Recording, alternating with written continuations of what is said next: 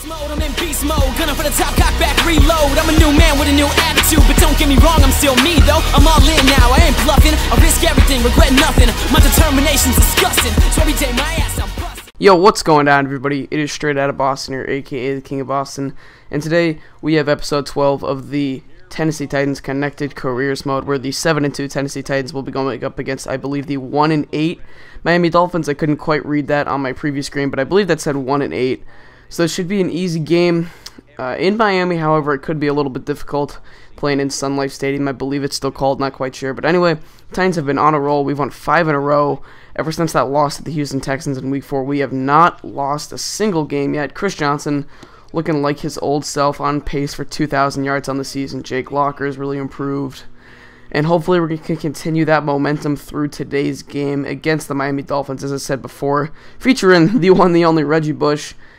And really, when the Dolphins came out today, they were using Reggie Bush. They were running the ball all over us. They were driving down the field with Reggie, with Steve Slayton. And you'll see why Steve Slayton becomes big later in the game. But anyway, Cody Sensabaugh getting this game started out with an interception for the Tennessee Titans. The rookie out of Clemson, I believe, getting the game started for us on the right note. Here we're going to hand off to Johnson. He's going to make a juke move, cut back, break a tackle, and pick up about 13 or 14 yards there. Looks like 12 yards, actually. So really nice way to start the game so far for the Tennessee Titans. Javon Ringer in now, and Locker's going to scramble, find Owen Schmidt out of the backfield, who's going to try and bust his way into the end zone. He's going to be stopped at the 2-yard line, but a nice catch by Schmidt out of the backfield there. And now play action to Javon Ringer. Locker's rolling. He could run it in, but he's going to throw it to his backup tight end, or his third-string tight end, Taylor Thompson, his first touchdown on the year. And we go up 7-0 on the Miami Dolphins. So next drive for the Dolphins, Reggie Bush now taking this pitch, using that speed that made him so good at USC, as all of you have seen before. Haha, get it?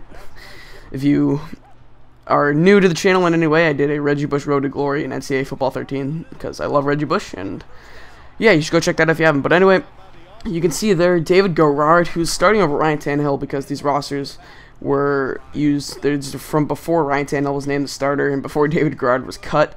So Garrard looking good so far, but there you can see Reggie Bush getting a little bit banged up there, so Steve Slayton's going to have to come into the game. And what does Steve Slayton do? He's going to come in and score a touchdown for the Dolphins, tying the game up at 7. Steve Slayton out of West Virginia, part of that great team with Pat White and a couple others that year that they just missed the BCS National Championship game when they lost to Pittsburgh in the last game of the season.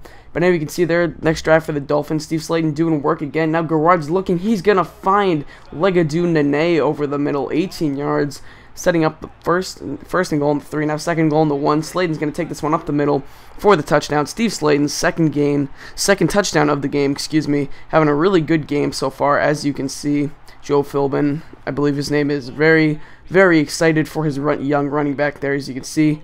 And now Locker's dropping back. He's going to find Jared Cook over the middle, one of his favorite targets all year. Cook is going to pick up a huge chunk there, about 16 yards. Here we're going to hand it off to Johnson on the outside. He's going to outrun his defender, beat him to the sideline, pick up a huge chunk there. So the Titans are looking to drive here, try to tie this game up. We are down 14-7. And now, once again, an outside handoff to Chris Johnson. He's getting a nice block from Kenny Britt there. Wow, really nice to see the wide receivers doing well on their blocks, especially a guy like Britt who's been so uninvolved in the offense so far this year. It's really good to see that he's still giving that effort. And here Johnson is going to get stopped on 3rd and goal. So that's going to set up a 4th and goal on the 1-yard line. We're going to go for it, because why not? Javon Ringer is in the game now. Can he punch it in for us? And he does. We tie it up at 14. Didn't decide to bring in Gerhardt there. We decided to roll with Javon Ringer, see what he could do, if he could be a bit of a power back himself. He's really more of an all-arounder to me. A little bit of speed, a little bit of power, a little bit of one-cut ability. Nothing, doesn't really excel in any of the categories over another, but anyway, Locker here, dropping back out of the shotgun. He's going to find Cook over the middle, and Cook is off to the races. Can he outrun the defenders? Looks like he will. He's going to pick up an 80-yard touchdown. Jared Cook absolutely going nuts this season. Jake Locker loves him in real life, loves him in this Connected Careers apparently. And now David Garrard out of the shotgun formation, 2-minute drill, down 21-14, avoids the pressure, is going to end up throwing it, and is intercepted by Jordan Babineau, the second interception of the game for the Tennessee Titans defense. Babineau's trying to make some moves, gain a few extra yards. He will be brought down, but his first interception of the day. He already has 7 tackles, so a really nice day for Jordan Babineau so far. And here on 3rd and 6, we're going to find Nate Washington, who's going to cut up the field and pick up the touchdown for the Titans. So we are now up 28-14. Garrard finds Bess, Devon Bess picking up a good chunk there, trying to get something going here. See if he can get any points on the board before halftime. Garrard drops back once again. He's looking deep, and this is going to be brought down by his wide receiver, Williams. Great play by the Miami Dolphins. Now Garrard once again. He's had a good day so far, minus those 2 interceptions. Well, here he's going to get sacked on 3rd and 2. That's going to set up 4th and 9. Ball in the 30 with 6 seconds left. The Dolphins will use their last timeout. They'll bring on their kicker, and I believe Dan Carpenter is going to kick this one straight through the uprights. It is good. So the lead is now 28-17 going into halftime. Now, right out of halftime, Locker's going to drop back, play action, find Jared Cook. One of the favorite plays so far for this year, that little play action rollout where Cook hit Cook on the sideline route. I don't really know what that route's called. I'm not a football player, so anyway. Locker now hands it off to Johnson. Johnson's going to break tackle, pick up 9 yards on that carry. 73 yards on the day for him. Really nice day. Now Locker drops back. He's going to find Kenny Britt, of all people. First down. Only his 2nd catch of the day. That's, not something you want to see from your number 1 overall wide receiver. But here, we're going to somehow fit this one into Jared Cook. An amazing throw, an amazing catch. Don't know how that one worked, but we somehow fit that ball in there. It is 35-17. We're pouring it on the Dolphins right now. And here, a crazy catch by Devon Bess. It was tipped by Mouton, and Devon Bess made the shoestring catch. Really impressive there by the former California Golden Bear. And there he's going to find Bess once again. His 4th catch of the day. First down for the Miami Dolphins. Now 2nd and 10 ball. 2nd and 20 ball on the 43-yard line. Garrett's going to find Devon Bess once again. He's going to pick up a decent chunk there. About 9 yards. Sets up a 3rd and 11. Very manageable. On 3rd and 11, David Garrard drops back. He has tons of time. He's looking. He's got a man. He's going to find Steve Slayton. First down. Slayton's 3rd catch of the day. Slayton having a great game overall. And now 3rd and 3 ball on the 20-yard line. The pitch to Bush. Breaks a tackle and picks up the first down, a pickup of 8 yards on the carry. The Dolphins are looking to get some sort of score here, hopefully a touchdown for them. Now Garrard drops back, Slayton in the backfield. He's going to find Gates. He's going to get about a gain of 8 or 9 yards there. Garrard drops back. He's going to find, I believe that's not Leon Hall. I was about to say Leon Hall, but Leon Hall's a defensive back. Finds the fullback there. Touchdown Dolphins, cuts the lead to 35-24. And here, I mistakenly double-tapped X, and it immediately tried to throw it to Jared Cook. And then one of their defenders picked off the ball. So a stupid turnover by Jake Locker, by me, I should say. And this would let the Dolphins take over with very good field position. Reggie Bush picks up the first down on that carry. And now shotgun formation for David Garrard. He's going to find Devon Bess once again. Devon Bess having a nice game. 6 catches for 66 yards so far. On 3rd and 2 ball on the 11-yard line. Bush out of the backfield. He's going to get the handoff. He's going to get stopped.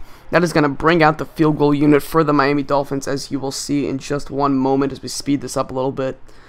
Now, Dan Carpenter on once again. I'm going to assume it's Dan Carpenter. I can't quite tell. But Dan Carpenter is going to kick this one right through the uprights, making it a 1-possession game, 35-27. Just a touchdown and a 2-pointer away from tying this one up.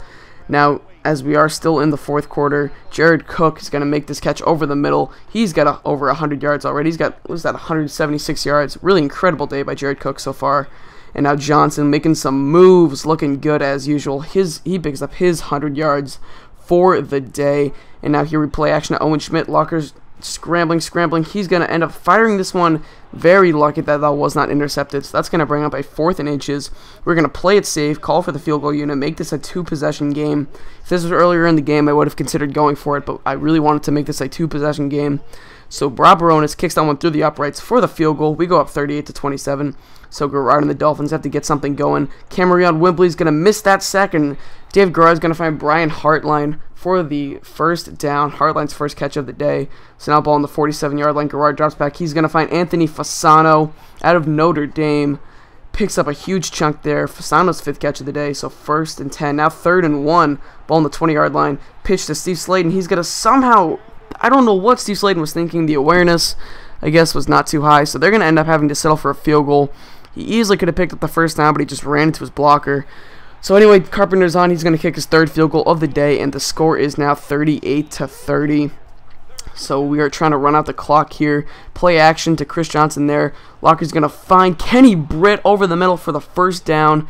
The Titans have 2 timeouts left now. And we just need one more first down, essentially, to win this game. So the handoff to Johnson on 2nd and 13. He's going to pick up the first down.